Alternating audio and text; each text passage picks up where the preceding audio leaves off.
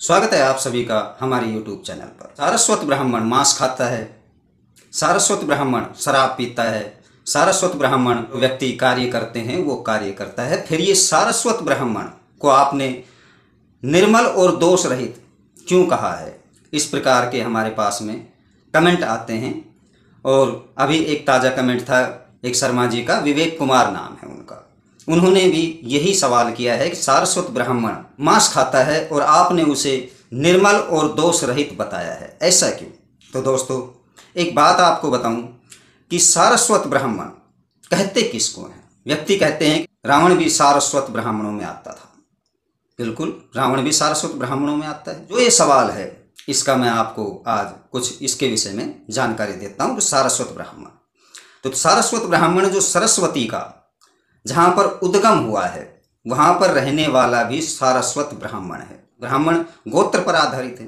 फिर जब सरस्वती का जल जो समान माणा गांव में सरस्वती समा जाती है और वहाँ से इसका जो जल चलता है वहाँ पर जो रहते हैं, पहले इसका उद्गम था।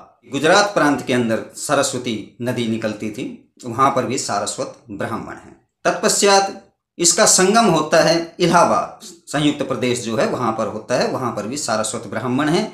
और जो राजस्थान के अंदर जिसे घग्गर नदी बोलते हैं वह भी सरस्वती नदी के नाम से ही विख्यात है, वहाँ पर जो रहते हैं वो भी सारस्वत ब्राह्मण हैं। गोत्र निकाल करके ही मालूम होता है कि ये सारस्वत ब्राह्मण हैं।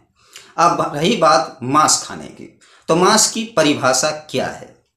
जो हम उड़द की दाल या उड़द जो भोजन पदार्थ में आता है उसे भी शास्त्रों में मांस भोजन ही कहा गया है। तस्मई, जिसे खीर कहा जाता है, चावल और दूध से निर्मित जो पदार्थ बना करके और जिसे दूध की खीर कहा जाता है, उसमें यदि सेंधा नमक मिला दिया जाए तो वह भी मांस भोजन बन जाता है। और शास्त्रों में जो मांस की परिभाषा दी गई है, जो मांस को बढ़ाने वाला भोजन हो उसे मांस भोजन ही कहा जाता है। प्रारंभिक जो भोजन था वो पदार्थ के रूप में था। व्यक्ति की भावना है, उसकी प्रवृत्ति है कि वो किस प्रकार का भोजन ग्रहण करता है। भोजन को के बारे में लिखा गया है कि भोजन छिपा कर करना चाहिए, यानी कि किसी के सामने नहीं करना चाहिए, नहीं तो वो नज़र युक्त भोजन हो जाता है और खाने के योग्य नहीं रहता है, वो पेट के अंदर तकलीफें पैदा करता है। भोजन जिसको नैवेद्य भी कहा जाता है वो निवेद ही है। नैवेद्य को निवेदन कहा गया है, उसके लिए किसी भी प्रकार की ये नहीं है कि जी आप इसे आपको ये ग्रहण करना ही पड़ेगा। देवता की जो पूजन पद्धतियां हैं उसमें भी आप देख लो कि बाकी सब समर्पयामी हैं, लेकिन नैवेद्य निवेदयामी है, निवेदन किया जाता है।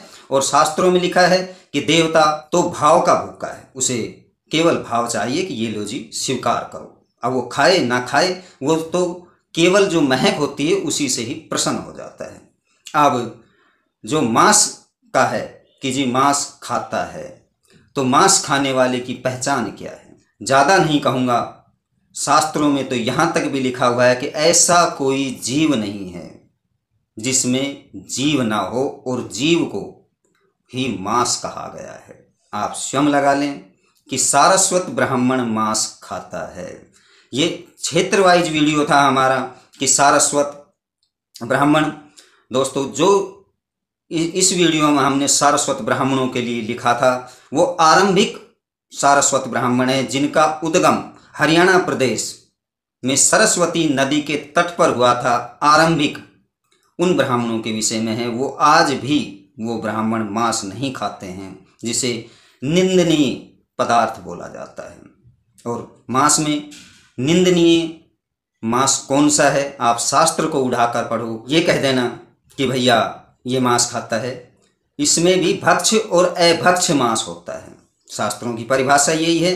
कभी आप मेरे ऊपर लगा लो कि भाई पंडित जी भी मांस खाते होंगे, तो मैं तो भैया आज तक मैंने तो नहीं खाया है। और ब्राह्मण जो होते हैं, जो वैष्णव ब्राह्मण है, वो बिल्कुल नहीं खाते हैं। वैष्णवों की तो इतनी भी पहचानें दी गई हैं कि जो कहे कि मैं असली वैष्णव हूँ तो वो तो अपनी माँ का दूध भी नहीं पीते हैं। ऐसे बहुत से आज भी हमने निकाले हुए हैं, क्योंकि माँ के दूध को भी मांस भोजन कहा गया है। कहाँ तक बचोगे भैया? शब्द की परिभाषा देखो, अमरकोश पढ़ो और उसमें देखो मांस की क्या क्या परिभाषा है। नमस्कार दोस्तों।